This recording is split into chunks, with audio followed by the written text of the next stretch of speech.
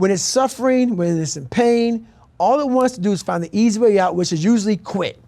If you quit, the pain goes away immediately. Yeah. You gotta give yourself enough energy and fuel in your mind to stay just a little bit longer so you can talk yourself into staying for the whole thing. Yep. And this is how it works. So here's the thing. Entrepreneurs, leaders, salespeople, we all want to create consistent, repeatable, and scalable ways to grow our business and our income. And we want to do it better, faster, and more seamlessly. Why? So we can actually enjoy our lives, take vacations, and spend the quality time that we want with the people that we love. How do we do all this without spending a fortune or running ourselves ragged? That's the big question, and this show is dedicated to the answer. Hey, welcome back to the podcast. I'm really excited for you to listen to this interview. I got super fascinated with this guy, David Goggins, about 2.5, 3 years ago. I was exposed to an interview he did with Tom Bilyeu, and it blew my socks off. There's just certain times in life when you're ready for a message, and at that time in my life, I was ready for the next level of discipline. I needed a path to understand that if you really want to grow, you got to suffer at times. You got to go through pain.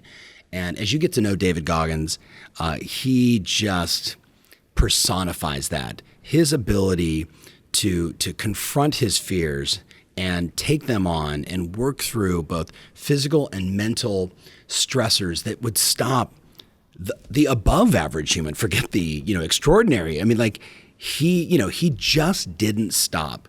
And I think the gift of this interview, the message inside this interview that I had with him is, my hope is that you don't stop, that you find in yourself the extra energy, the extra ability to move beyond, the struggles and the hardships and the challenges that are perceived that you face, and you find in yourself that inner strength, that inner power to become what you're truly capable of.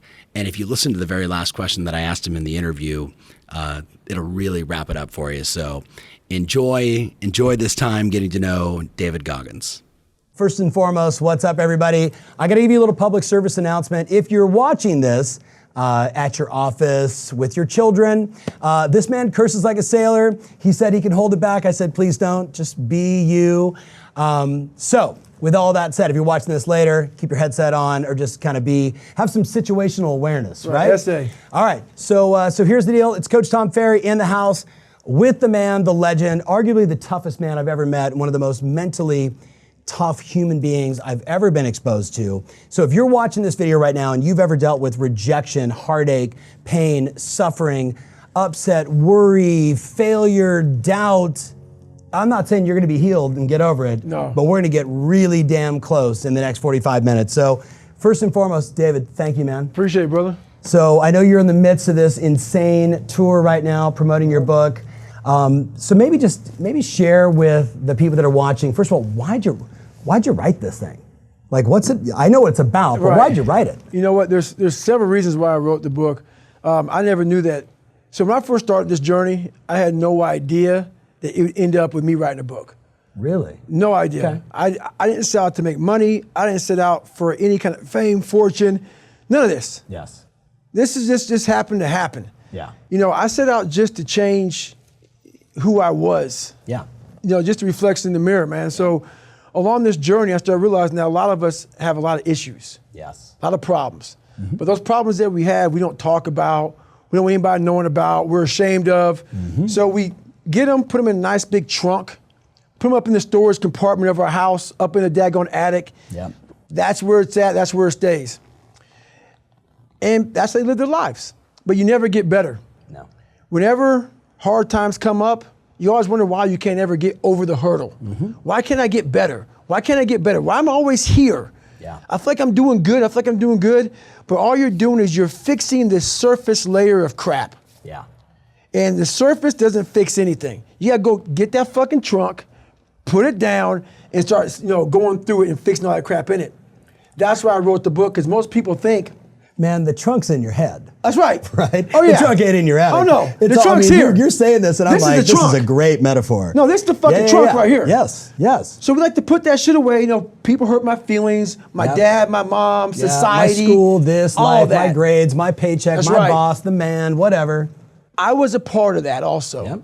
So why the book had to be written. And I don't care if I sell a copy of it, and that's not the case now. We're doing really well. But the thing about it is, people put a title on me. They put a big, so they see the David Goggins of today. Yeah. The David Goggins of today is some guy who's considered the world's toughest man, blah, blah, blah, blah, blah. And people are like, I want that. I want that. But they don't know what you went through, which is what we're going to get into today. Right. So what I did was, a lot of people think they can't get this. Because once they put a title on somebody, it becomes unreachable for everybody else because I'm Superman. This book lets you know that I'm the furthest thing from Superman. And that's why I did it. It is a very raw, real version of the hell I went through growing up as a kid and all the pitfalls. And so this isn't like a story that, you had that, all those stories, you had this thing, you get over this one hurdle and then you're successful. No. It's the hero's journey, right? There's no hero's journey. From breakdown to breakthrough. This is like, this is suffer, breakdown, suffer, break down some more, suffer. Oh, I made it. Fucking suffer some more. So this book isn't like some nice, clean story where the guy just triumphs over the one tragedy in his life and he makes it. No. And he writes a book about it. No, this is real life. Okay, so I'm gonna go on record to say right now, guys, we're gonna do a little promotion today for David's book. And, so I just literally texted him like this morning with Jennifer. I'm like, we gotta do this. But I'm gonna tell you, don't buy the book. I'm gonna tell him get the audio. Because the audio, before we get into his backstory, which you got to hear. We sold 20,000 audios just yesterday. I'm not shocked by it. I think, if you could buy more, it would have been me, right? Unbelievable. The audio, and we'll get into the why, but I'm just going to tell you guys right now, so if you're online right now and you go to Amazon.com or wherever you shop, and you buy the book, right? Can't Hurt Me. Get a physical copy of the book because you're going to want it, but get the audio because, dude, the audio of you and Adam riff, it's like, what would you call it? It's the podcast / audiobook / radio program. Show. That's right. Right? And you guys are just, he would read a part of the book and then he'd stop and go, David, really? Like, what was this all about? So I'm just telling you, but for the person that's watching right now that doesn't know who you are, let's give him a little backstory. I mean, I actually wrote down, because I probably am my son who's over there, Steven, who watched the same interview and then obviously met you 2 years ago at the summit. I probably watched that one interview, as I told you, 100 times. Right? And I thought I knew you. I thought I understood your story. The surface story. Right? I got the story that you were willing to share. In this book, you were so authentic, so revealing, understanding your psyche, understanding your dad, what happened with your brother, what happened with his daughter. I mean, it's just, I felt so much more connected to you. But what it also did, even this morning in the gym, I was like, you got more, man. Don't quit now. Like, you know what I mean? Like, get after it. And I was already done with my workout. And I'm listening and I'm going, so I wrote down growing up, right? You and your mom and your brother, Indiana, early rejection, even before you get to the military and running and everything else you did. Take them back to the beginning so they get some context of why, I'm so stoked you're here. So I won't give you all of it because we'll be here for a while, but basically my dad was an alcoholic. He owned some skating rinks and bars. And at a very young age, we started working these bars and skating rinks. So my dad wasn't big into going to school. He was big into making money. He was big into being famous, being popular, being the guy in Buffalo. And he had two sides to him. He had the side that everybody knew outside of the house. And once those doors shut and locked, that was the guy that no one knew. He was a very abusive guy, mentally and physically. But the thing about it, though, is you can beat me all day long. The things I started realizing as I got older was it was the psychological warfare that he played with a young kid's mind. So when you're young, your mind's like a sponge. And when your dad's telling you all these things about who you're not, you grow up to be this, you grow up to be that, you're not this, you're not that.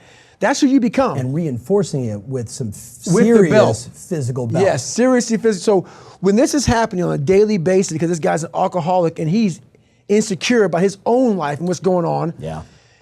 So that was my foundation in Buffalo until I was about 8 years old. Had a learning disability, stuttered really bad, white splotches on my skin, hair falling out. So then we moved to a small town called Brazil, Indiana. In this town, not everybody was bad, but at that time in my life, they were. Because there was only like 5 to 10 black families. The Klan wasn't too far away. It was in a town called Center Point. I have a great picture in the book. Yeah. There's a town in Center Point where they're burning crosses and doing their little thing out there. And I got called nigger a lot. So when you have a bad foundation, learning disability, all you want to do is hide out.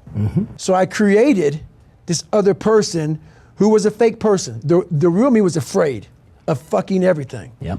So that was my foundation growing up. And you're being so light. I'm telling you guys. Oh, very light. The audio version, Very the first 3-4 chapters, I had to listen to it again. Right. To really, you were so, again, I use the word revealing. You were so authentic with these stories. And then Adam, your co-author, saying, "Whoa, man!" Reading that was hard. So I had to literally. So we get scarred. And the thing about it is, like, if you were in the kitchen and you're cutting up cucumbers. Yep. You cut your finger. It happened 30 years ago. But that scar is still there. They say, what happened to your finger? Guess what you do? I was in the kitchen one day, I was cutting up cucumbers, cut my finger. Yep. You have those scars in your fucking brain from life. Yep. But what we don't do is we try to hide those scars. We don't want to go back and revisit it. This it's not as simple as a cucumber, cutting a cucumber. So I started realizing that my life was causing a whole bunch of scarring on my brain. And I had to go back, while I wrote this book, I had to go back and really break open that scar and let it bleed. And that was a very painful journey for me to go back, because right now this is all surface. Learning disability, call me nigger, blah, blah. It's all surface. I get deep sad into that it a all. lot of people have dealt with that stuff. Yeah, very sad. Yeah. But the way I talk about in the book, I'm getting your hand, and I'm taking you back there with me. Yeah. As that kid in that classroom who opens up his Spanish notebook.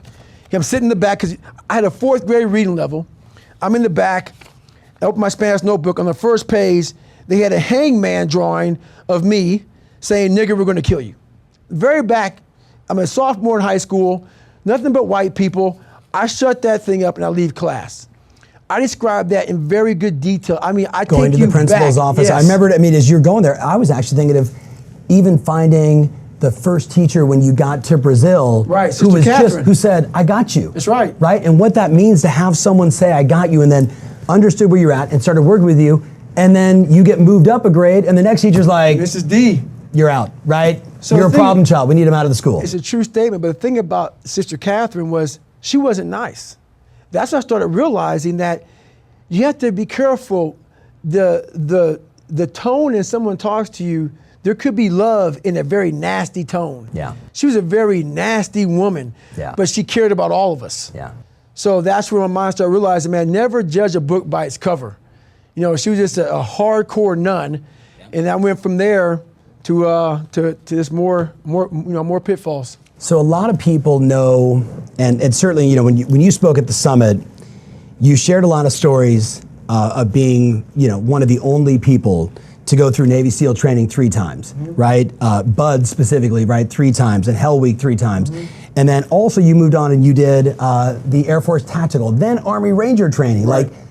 And a lot of people would say, dude, what are you, insane? Right. Did your early childhood teach you to love the beatdown? Right. Right? I can see that. Maybe share with, first of all, give them a little insight on what that meant for you to just go through all that, because those parts of the chapters also were insane. Right. Right? So, the detail. I'm the only person in the history of the military who has ever gone through Air Force Tactical Air Control Party training, Army Ranger School where I was an Army man, in 3 Hell Weeks. Yeah. So only person to ever do that. But the reason why I did it was, when I was a young kid, I considered myself very weak. Very weak. And as I started developing this indestructible mental toolbox, because what I realized was the things I was most afraid of, I cowered from. I had to start facing these things and becoming an expert at the things I feared the most. Yeah. I was afraid of my own mind. My mind would get off on these crazy places of woe is me. My internal conversation wasn't great. Yeah. So I had to start mastering it. Once I started mastering it, in the horrible place I was at, I consider myself the worst person ever alive. That was my conversation. But once I started mastering my own life, I started realizing, my God, man, this was in me. Yeah. I was a 300-pound fat guy. Now I'm 181 pounds, 190 pounds, whatever it was. I'm able to go through all these hell weeks. So I started realizing the capabilities of the human soul and the human mind. Yeah. So I started to examine it more and more. So we have a theorist and we have a practitioner. The theorist is a person that's gonna sit back and read books from a library that someone else wrote. They become real smart about what someone else wrote, okay? A practitioner is a man, is me. I put myself in hell, lived in it for a long time, and figured out how the human mind works while suffering, while in pain, while in misery. And that's how I wrote my book. Yeah. I'm gonna tell you exactly what your mind is thinking. Most of us don't stay in hell long enough to write the book. Yeah. I stayed in long enough to write it and finish the book. Okay, so I just got to say, for you watching right now, I want you to think about what David just said. Like a lot of our clients right now, and this is actually one of the questions I want to ask you is, a lot of our clients are dealing with a changing market, a changing real estate environment, right? And there's people that are watching this, they're entrepreneurs and salespeople and teenagers, but you know, their world is changing. Right. I remember the first time I met you, you were saying, I had to look in the mirror and say, okay, not that smart. Roger that, I can do something about it, right? Get educated, right? I'm not as physically strong as I want to be. Okay, I can do something about that. Like, you have this mindset of like, weakness, go out and solve it. Go put yourself in that. Right. Could you just speak to the guys that are and the gals that are watching us right now that they're afraid to make phone calls? Right. Like they make phone calls, someone says yes, they make $10,000. Right. You with me? And they are candy asses and afraid to do it. So I call it in my book here, it's called the accountability mirror, but it's called raw accountability. Yeah. Not just accountability where we find that nice happy word. If you're fat and you look in the mirror and you say, wow, I eat a little too much. No, you're fucking fat. My exoskeleton is larger than yours. Right. No. That's the new one, right? Yeah, I mean, you cannot say that to yourself. No. But see, you have to make a list of the things that you don't like to do. This list should be very long. Like if you don't like making calls. Yeah. Yep. The very first thing you should do is start making a shit ton of fucking calls. Yep. Because why? That begins to own you. Yes. You start to drive yourself this way versus this way. But you'll figure out, if you start making a whole bunch of fucking calls, if you like calling, call a lot. Yeah. Guess what happens? You get over it. You get over it.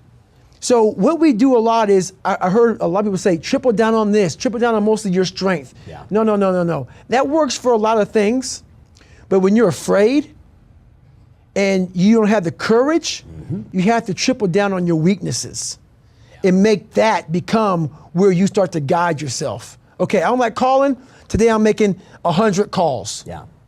I'm gonna dial 100 times. Say that one more time. Everybody talks about triple down on your strengths, Right. Play to your strengths. There's a million books on that. Yes. And the way I heard it was like what you fear is going to own you more than the power of your strengths. So you got to attack. I mean, am I getting that the right way? It's 100% true. So I have my book here, but what happens is when I was younger, life and society made this big world with all these endless fucking possibilities. Yep. Endless possibilities. My life made my possibilities this fucking big. Yep. Because it made me afraid of all these different things. Yeah. So all this stuff trapped my mind, it shackled my brain, it made me a prisoner within my own self, saying, this is all I can do. Because why? I'm afraid of this, I'm insecure over here, I got self-doubt over here, back behind me, good Lord, who knows what's behind me? I'm not gonna look behind me. So your life is this big. Versus it being like, I can do all this shit out here if I start to break down these these different walls and barriers. And that's what I started realizing. I could become a Navy SEAL. I could become this, but I was afraid of the water. Think about this. I know. Why the fuck are you gonna go be a Navy SEAL when all you do is play in the water? Yeah. And we don't play, we're in it and we're living in it. You're tying the knots, ocean. you're swimming for That's miles. Right. The ocean is unforgiving. Yep. Yeah. So my mind is, I'm gonna go be a Navy SEAL. Yeah. If I didn't face that fear, no one would ever know me. I was number 3 behind Michelle Obama for a long time until my book sold out. Yeah. And I was a guy just 21 years ago who was 300 pounds, could barely read and write, and now I have a book just 2 spots behind Michelle Obama. Yeah. Hopefully we get it above today. Right. Just because I was afraid. Yeah. But you overcome those fears, guess what happens? The whole world, you unlock this door and everything opens back up again. You said, and I want to say it was one of the first times we met. We were sitting backstage at the summit, and you were in the face of my son. Yes. Like, you were like, look, man, when I was a Navy SEAL, like, you had to kick down doors, and you knew there could be people on the other end of that door with a gun, or like, and if you weren't willing to do that, like, you're in the wrong game. That's right. Like that sort of metaphor for life. There's so many people that are just afraid of the other side of the door, so they just look the other direction. Right. So I actually wrote this down for you. I actually said, in my mind, one of the things that makes you just a genius, and I don't use that word lightly, right? I mean, there's a lot of different kinds of intelligence. You are a genius, in my opinion. You took what could have been the most tragic story and reforged it into one of the most extraordinary identities. Like what you believe about yourself, how you view yourself, and how you act. Somebody's watching this right now, David, and they identify themselves as a fat person, as a lazy person, who doesn't follow through. Yep. What advice do you have for that person to reshape their identity? So that person was me. Everything you just mentioned was me. I mean, $1,000 a month, 300 pounds, just, I can't do any of this stuff. Yeah. These people are better than me. Yeah. So the first thing is, that's the first big problem right there. First big problem is that you have put a lot of people above you. Yeah. Put no one above you. Yeah. No one. Whatever. But if you believe in something, Say that again, because that's, but the man, the people that make more money, the people that are better looking, the ones that are on social media and they're so good at this. I put God above me. Besides that, there's no one better than me. Got it. You have to become an equal. Yeah. So this is how I look at it. If you're playing, and I talked about it at your conference, if you're playing Roger Federer, Yeah. okay, before you get on the court with Roger Federer, he's the best of all time. Yeah. But you're also a professional tennis player, man. Yep. You're forgetting your own fucking resume. Yep. So once you get on the court, let's say it's a grand slam. It's 5 sets, hopefully, if you can go the distance with this guy. Yep. But before you even bounce the ball to serve it, you're down 2 sets. Because while you look across and you're playing fucking Roger Federer. Yeah. But guess what? You hit a good shot on Roger Federer in the 3rd set. And you realize, I can play with this motherfucker. But it's too late. Yeah. You gave up 2 sets before you got on the court. You gotta stop giving up 2 fucking sets before the game begins. And we do that already. We give up 2 sets before the game begins. So I learned that real quick. I saw these Navy SEALs before I became one. My God, they're better than me. Yep. They're better than me. I gave up 100 sets. And I had to work up to realize these are human beings. Yeah. With the same shit I have. Yeah, there's some people who run faster, swim better, but mentality is mentality. Yeah. There's no, you're not gonna outwork me, so I'm gonna catch up somewhere. Yep. So that being said, I used all that 300-pound man, that fat guy, that dumb guy. And people say, why you say dumb? You have to be real Yep. with You gotta your be fucking raw. self. You gotta be raw. If you're not smart, you're Yep. fucking dumb, Yep. but you can become smart. Yep. You can become smart. It's not a permanent tag. Yeah. You're dumb forever. Yeah. You're fat forever. Yep. No, be raw. Don't find the cushy word. So what I did with all this stuff is I realized, okay, here it is. This is what you are, David. But now check this out. And this is what's funny about this. This is not a lie. I don't bullshit. I used to bullshit all the time. I don't give a fuck who likes me. This book right here, I sat back when I was 300 pounds. So my strength was this. And you put the fat David Oh yeah, right Fat there on Dave's the right cover, behind man, me. which Oh I yeah, totally he's right behind love. me. That Fat Dave's right behind me. So Yeah. this was funny. I swear to God on this. I sat back and I was like, my God, I'm able to visualize years beyond where I'm at right now. How are you going to feel if you can pull this off? When I got the idea to become a Navy SEAL, at 300 pounds, hate the water, can't run down the fucking block, horrible. And I put everything on that. My whole life was, I'm gonna be a Navy SEAL, come hell or high water. Who does that? Yeah. The hardest thing in the world, I'm gonna put on that. But I hope everyone watching this commits Exactly. to something like You that. gotta commit to it. You gotta commit. You gotta put everything on yourself, Yeah. which is why I self-published. Yeah. And that's why I'm so glad it's number 3 behind Michelle Obama. Yep. Because guess what, everybody, there you go, I self-published. Every publishing company on the planet right now is It's very pissed. very upset. Well, I yeah. turned down a $300,000 offer. Yeah. Because I was like, I'm better than that. Yeah. But anyway, back to the power of it all was you got to sit back and be able to imagine where you want to be and be like, that's the power. If I can pull this off, what kind of story have I just created? Yeah. And that's what I did. I created a story. I created a story. Yeah, what's the better story? Oh, I was always afraid to make phone calls. And I'm just using that. It's true though. I'm afraid to practice. I'm afraid to, to go out and knock on doors, to try something new, right? It's that whole, we've always talked fixed mindset, growth mindset, That's right. that stuff. But let me go deep with you something. Let me say one thing real quick about the phone Of call. course. It's funny you talk about that. I work with a guy who's in a business like this for 5 years. I'm not gonna mention his name. Yeah. He called me up 5 years ago and said, I want you to work with me. Yeah. His job, a big day for them was if you had 5 meetings and 40 calls, $40. That was like, according to their big business plan, that was a day. Yeah. He said, I want to make more money.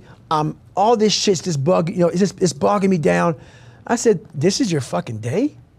5 meetings and 40 fucking calls? Like, what do you start at 10 and end at 4? And this company you work for says that this is a great day. This is what we want. I had this guy, no shit. One day, he made 1,000 cold calls and had 7 fucking meetings. Yeah. So his new norm, which is now the company, like, how'd you become? He made 100,000, went to making $600,000 in 3 years. Yeah. That's the jump he had. Just because his mindset changed, because the company put this shit. This label. This is what is a good day. A good day is 40 calls, 5 fucking meetings. I said, that's a fucking bullshit day because you're comparing yourself with mediocre people. Bingo. Do not run with mediocre people. I'm gonna tell you how to beat these mediocre people. This is your new 300 dials and 8 fucking meetings. Yeah. And his whole world changed. Now 300, just another day. Yeah. It's a Tuesday. So it's just the mindset change where don't look at something, like for instance in Hell Week. Yeah. They said when you get to Wednesday of Hell Week, you're broken. So everybody on Wednesday. But give them context. You're talking 72 hours without sleep. You're talking about 130 hours of training. Yeah. It starts on Sunday, ends on Friday, and on Wednesday, you're almost done. You're halfway through. Yeah. So everybody on Wednesday, they hear this. Because everybody says Wednesday is like, man, you're so tired, you're done. So that becomes your new norm. Yeah. No. You're cruising into Wednesday, That's getting right. ready to feel tired when you don't even know why. Because someone told you you could feel tired. Bingo. So for me, I was like, hang on a second. I started studying my mind a whole bunch while growing up, facing these things. Don't listen to anybody's fucking dialogue but your own. They're tired, they're not you. Yeah. So it's just all about, your mind has a tactical advantage over you at all times. It knows your weaknesses, it knows your strengths, and it will guide you into your nice comfort zone. Yeah. We have to reprogram our mind to get a different vantage point so then you know how to be in charge of yourself. Yep. Versus your mind being in charge of you. So there's 3 things that I observed in our interaction that you do well. Your self-talk, your visualization, and your physiology, the way you move your body, the way you carry yourself. Right. Right? I think so much of changing our identity for a lot of these people is flipping those 3. So in the book, you talk a lot about visualization, right? You talk a lot about self-talk, but you didn't talk as much about physiology, and yet everything you do is so physical. Right. So shed some light on maybe just all 3 of those. So I will talk about, kind of like body language. Yeah. I'll start there first. Yep. So I worked with a few pitchers. I won't name their names, big name pitchers. And I studied them for a long time. Man, I want to be better, man. I want to be better. So I got film on them. I studied them. I'm like, okay, what is wrong? That's it. Yeah. I saw it.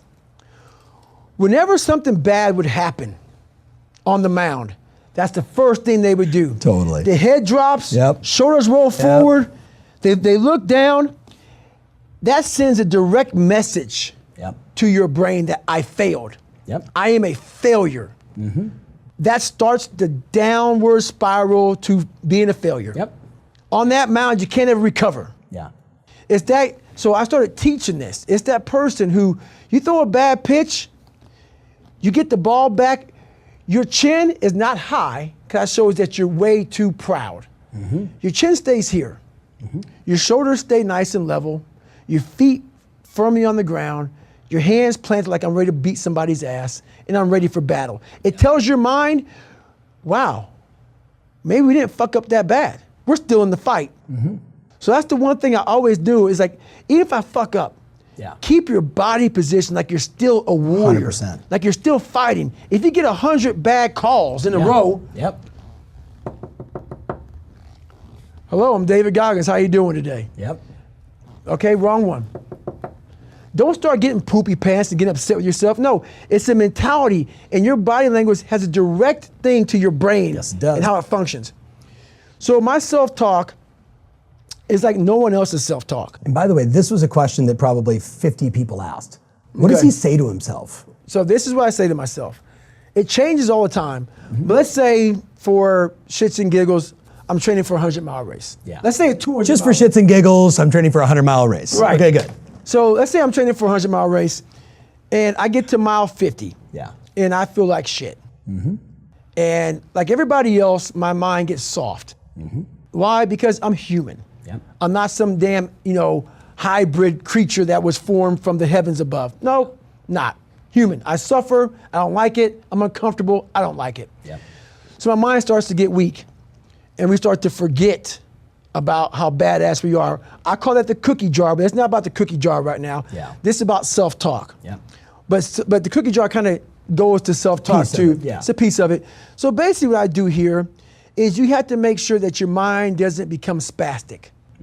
When it's suffering, when it's in pain, all it wants to do is find the easy way out, which is usually quit. If you quit, the pain goes away immediately. Yeah. You gotta give yourself enough energy and fuel in your mind to stay just a little bit longer so you can talk yourself into staying for the whole thing. Yep. And this is how it works. Most of us never start anything cold. If you're gonna go to college, you gotta study your ass off.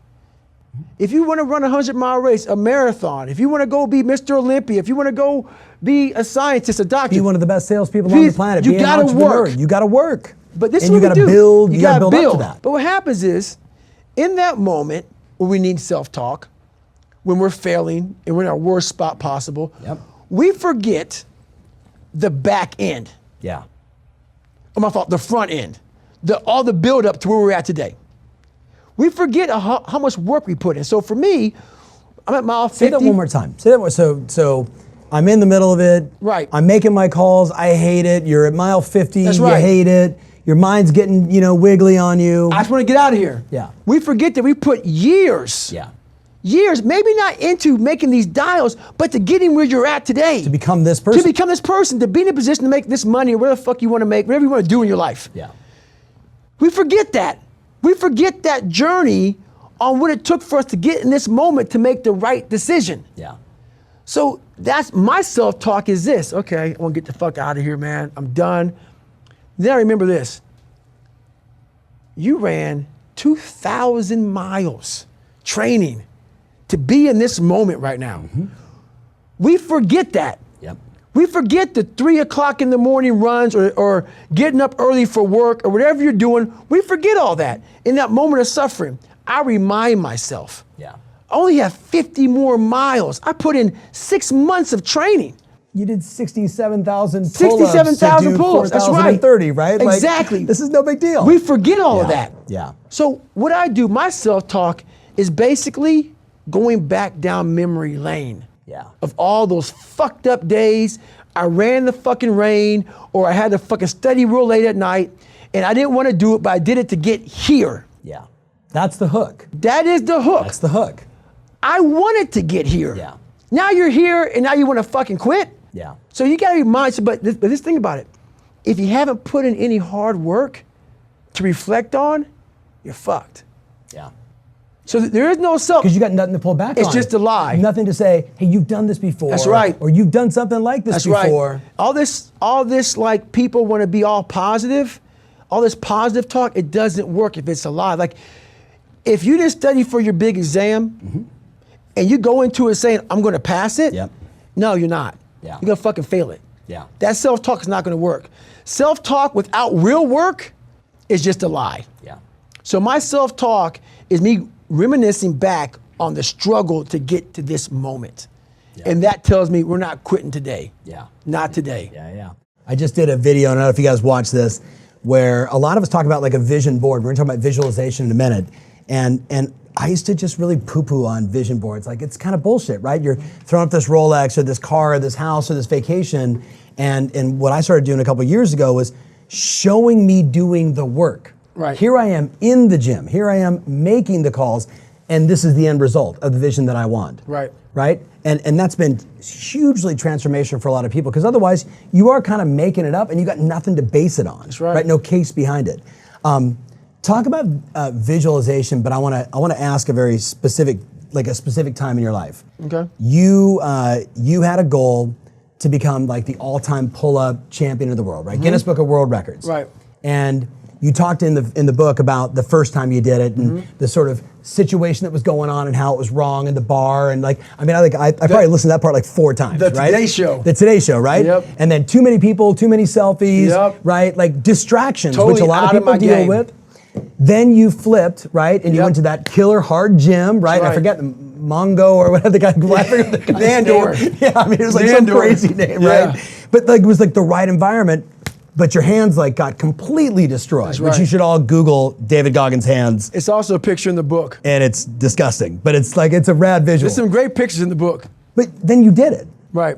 And I know like so much of your strength, and I'm going back to that, the beginning of this question, I believe so much of your genius Right. is that. So what did you do to visualize, to get over the hurdle and to make that real for you? So basically, you have to put yourself in the moment a million times while I'm sitting here. First of all, it takes total quietness. We live in a world that's so busy and so active and moving so fast.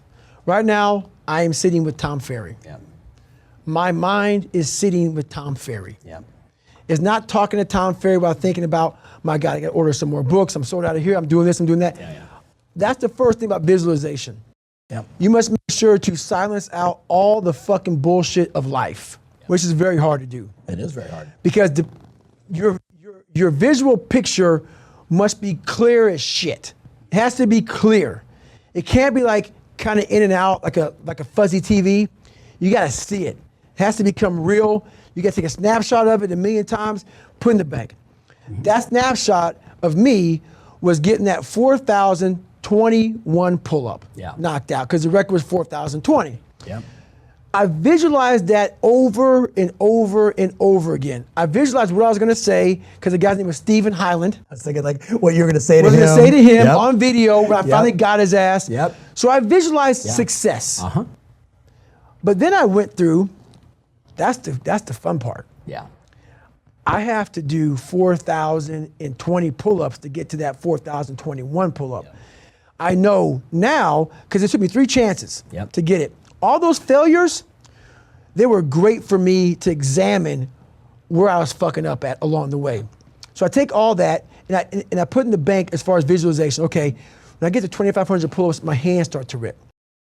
Okay, I get ready for that. So I started visualizing, how am I gonna handle the pain?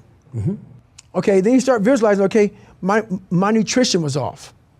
You start visualizing all these things, because you have to mimic it a million times, but I can't mimic 4,020 pull-ups by doing it. But you can see But all I the can see milestones where all you the- failed. That's right. And see yourself going beyond it. That's right. Yeah. So that was my big thing about, I had to walk in, get the chalk, I had to see everything over and over and over again.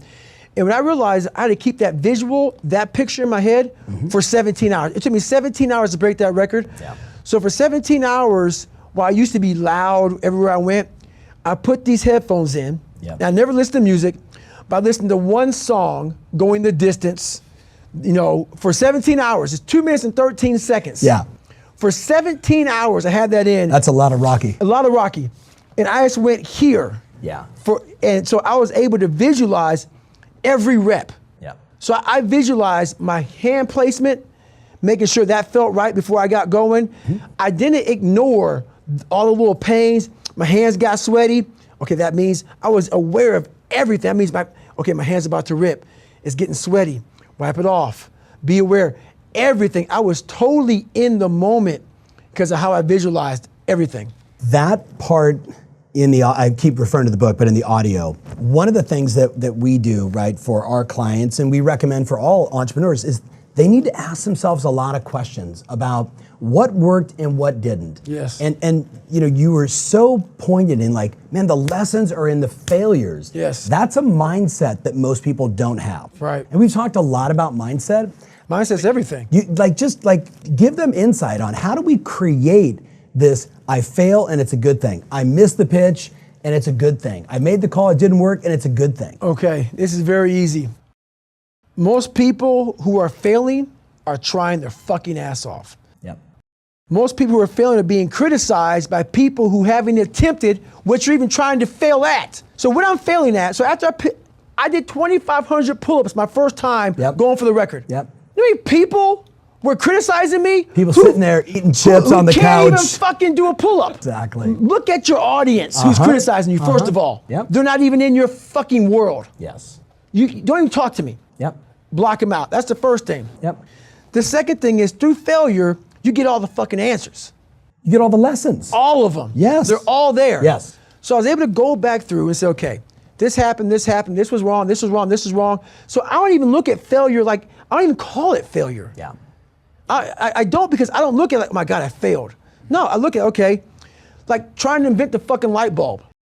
I'm afraid to know what's failure. I'm trying to invent a fucking light bulb. Yeah. I'm trying to break 4,020 pull-ups. That's failure? Yeah. Anything you do along that way is amazing. Yeah. That's how you gotta look at failure. Yeah. Failure. Making 20 calls when you only made 2 or 3. That is. It's unbelievable. You gotta look at it very differently. Yeah. So for me, I have a scrap piece of paper, and I'm going back through this stuff. I'm okay, check, I didn't make the goal. Yeah. Okay, boom, boom, boom. The next time I did 3,200 pull-ups. Okay, I'm still 800 shy of the record. I remember this in the book when you did it. Fucking 800 shy of the record now. So I went from 25 to 3,200, Yep. and I gotta get to 4,020. Yeah. 21. Yeah, 21. That's a long way away.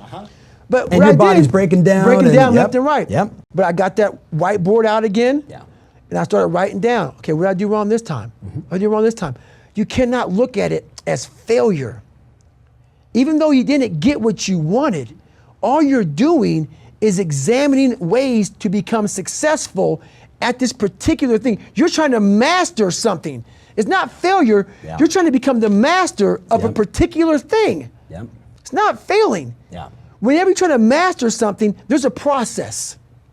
There's a process, and the process may take you a year. And it's not 2 years. always winning. No. That's No. the thing that people don't get. Most of the time you lose. That's right. But you don't embrace the loss as anything other than, how am I going to get that guy next time? That's it. I got too tired. What do I need to do to hydrate better? How can I stretch more? Because that person, let's say your son, for instance, Yeah. tennis player. Yep. If your son has the right attitude and he keeps on coming back with the right attitude, Yep. no one wants to play that. No one wants to fight a person that just keeps coming after you. Yeah. Every time you knock them down, they don't look at it Yep. as being knocked down. They have a whole different way of looking at that shit. That's a scary person. I agree. You don't want to fight that person. So that's how I looked at my pull-up records, and I failed everything at least 3 to 4 times. Yeah. My whole life. I never passed anything once. Ever in my life have I gone through and been the first time at anything. Ever. But that's what gave me that book. I mean, say That's what gave me a story. The Army Ranger story. All right, dude, what else do you do? So I'm a wildland firefighter 4 months out of the year. I'm always about starting from scratch, man. You always have to go back to the roots of what made you great. Yep. And what made me great was straight up bone breaking, back breaking hard work. Yeah. That's where that self-discipline comes from. So no matter how far away you get, no matter how much money no matter how famous you get, go back to the roots. Always. So that's why I do that. It's a great foundation. But basically, it's these guys and gals who are getting after it all the time with these big ass fires out here. And the work, sometimes it trumps what I did in the SEAL teams. Yeah. It's some hard back-breaking work, man. Digging lines for for days, days. right? I mean, I remember that part of the book. I was just like, and you're looking at digging line, you're looking at an 18-inch yep. for 3 miles. Yeah. Trying to stop. Trying to start a fire, Yeah. So it's like 12 of us doing it. Yeah. It's rough. All right, rapid fire questions. So All right. literally like 30 people asked this question, but I'll give the shout out to Jeff Mays, who said, man, what's your morning routine? Every morning, without fail, the first thing I do is I run. Without fail. I haven't missed a day of running since 2016. Okay. So I get up, I do that. 4 days out of the week, I go to the gym. And every single night for 5.5 years, I stretch out for at least 2 hours. That was a killer part of the book. Every fucking night. That's where so when you go so hard, mentally, physically, emotionally, spiritually, You have to have time set aside to quiet and recover. Recovery's big. The mind, especially the mind and the body. Yep. This is my time. There's no phone calls. There's no emails. The world does not exist. Yep. Because I have to get ready for tomorrow. Yep. Get the body opened up. Why? Because as I won't get too You deep went deep. into it. You went deep into I the went book. deep It in was the book. it was awesome. But your body's getting tight. Yeah. You go hard, Tom. Yeah. A lot of people go hard. What happens is that stress Yep. starts to tighten up that psoas muscle. Hip flexors, psoas, So lower bad. back. You got Yep. back problems all of a sudden. You have no idea That's why. right. It's all tightness. It's all tightness, Yeah. man, because Yeah. you're constantly charged and going hard. What was the name of the guy that he came and trained a bunch of the SEALs? Joe Hip. Joe. So they should Google Joe Hip is Joe Hip. still. All right. Yep. So here's the next one. You ready? Amy Johnson asked, "Did you cast out negative people in your life, or just use it as fuel to do even better? And do you still have relationships with energy-sucking vampires?" There's no relationship with, so energy people that suck the life out of me, Yeah. you're gone. That's a total Tom Ferry, like energy-sucking vampires. Right. Avoid those people, right? You're gone. But this is the Yeah. thing about though. Yeah. You can't use it for fuel either. Yeah. You have to get that fucking hate. You can't move forward Yep. with hate. Yeah. You can't. I try to do it. Yeah. I used to have energy and all that stuff, but what happens is when you're in a horrible situation in life, that hate and anger, Yeah. for some reason you can't remember it because that place you're at is so disgusting, you forget about them. Yeah. So you might just let go of the shit anyway. Yeah. Okay, fun question from Mary Ellen Roy, who says, "What do you say to those of us that just love pizza and beer?" Merry Christmas. Fucking enjoy your life, man. This isn't about, if Yeah. you do not want to get better, Yeah. if you are happy where you're at, Yeah. I am not here to force feed you, go be David Goggins. No.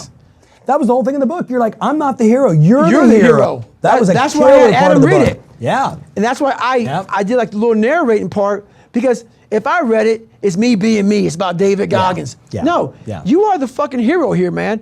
If this book makes you think about something that you want to change it. If you're happy eating pizza, beer, do whatever. Go to town. Go to town, man. Yeah. Yeah. Yeah. If that's your happy spot, don't ever take it away. But you know I could go right to chapter 11 and talk about that, but I'm gonna save the chapter 11 part. Right. That's my last part. How do you pick the next challenge? The next challenge is usually the toughest thing out there. The thing I don't want to do the most. Yeah. So my challenges come off of, what am I afraid of? Yeah. What am I kind of cowering from? What am I looking at saying? Yeah. Because we all know what it is. It's in the back of your mind. It kind of floats back there. It's like, for some of us, it's as simple as, I don't want to get up and run today. Yeah. That's what's next. Yeah. So for me, it's always, what am I not wanting to do? Yeah. And that's how I continue to grow. When we first met 2 years ago at the summit, there was something you said in an interview that it so resonated with me. And I told you that I started this 100 push-ups a day, then I was going to 200 push-ups a day, and it was because I hated push-ups. Yep. And I'm like, what would Goggins do, man? He would say, man, do 500 push-ups a day. That's right. And we ended up having several thousand people at that conference doing push-ups every That's night. awesome. And then they saw you speak, they're like, okay, now we get it, Right. right? Let's wrap with this. In chapter 11, that's the last chapter, right? Right, last chapter. And Adam does a wonderful job, sort of narrating and telling the story. But then you broke into this piece that I had such an even deeper appreciation for you, where you're like, look, man, this visualization about one day when we all die, right? So would you mind? I mean, I know Yes. it's totally in the book. No, it's fine. But I think it's a great way to wrap this. So let's say this, man. So I don't care what you believe in. I'm not judging you. Yeah. I believe in God. Yeah. I don't care if you're atheist. I don't give a damn what you Yep. are. But for this scenario, Yes. let's say that you're God. Yeah. Let's say that you guys, for those of you who read my book, get the audio book or the hardcover, whatever, I used to weigh 300 pounds. Yeah. Yeah. I was 175 in high school and 300 pounds. Yep. Let's say that I didn't improve myself at all. I die at 75 years old. I'm 300 pounds. I worked for Ecolab my entire life, making $1,000 a month. That's what I made. Yeah.